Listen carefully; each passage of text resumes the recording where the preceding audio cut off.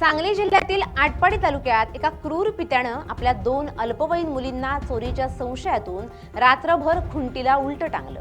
या अमानुष शिक्षेमुळे एका 10 वर्षाच्या मुलीचा दुर्दैवी मृत्यू झाला, तर दुसरी 13 वर्षांची मुलगी गंभीर अवस्थेत रुग्णालयात उपचार घेतेय।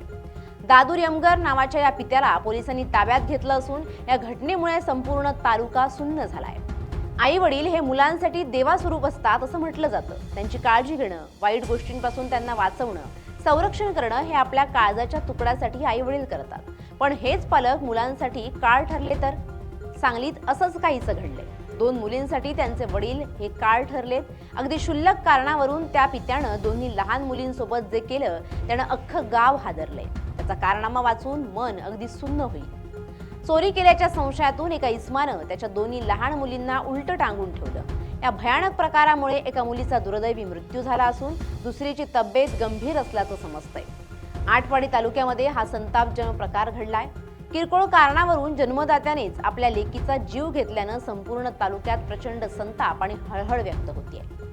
मिळालेल्या माहितीनुसार आटपाडी तालुक्याच्या बनपुरीमध्ये हा अतिशय भयानक आणि संतापजनक असा प्रकार घडलाय। दादू यमगर असं क्रूर पित्याचं नाव आहे। यमगर याच्या घराशेजारी राहणाऱ्या एका कुटुंबानं त्यांच्या दोन्ही मुलींवर संशय घेत त्यांच्यावर आळ लावला होता। मात्र या घटनेमुळे संतापलेल्या दादू यमगर यानं त्याच्या अवघ्या 10 आणि 13 वर्षांच्या मुलींना जीवघेणी शिक्षा केली। त्याने दोन्ही मुलींना घरात रात्रभर खुंटीला उलट टांगून ठेवलं। या भयानक शिक्षेनंतर एका मुलीचा तडफडून मृत्यू झाला, तर दुसऱ्या मुलीचीही प्रकृती अत्यंत गंभीर असून तिच्यावर आटपाडीतील रुग्णालयामध्ये उपचार सुरू आहेत। दरम्यान आटपाडी पोलिसांकडून याबाबत कोणत्याही प्रकारची तक्रार झाली नसल्याचं पोलीस निरीक्षक विनायक बहिर यांनी सांगितलंय।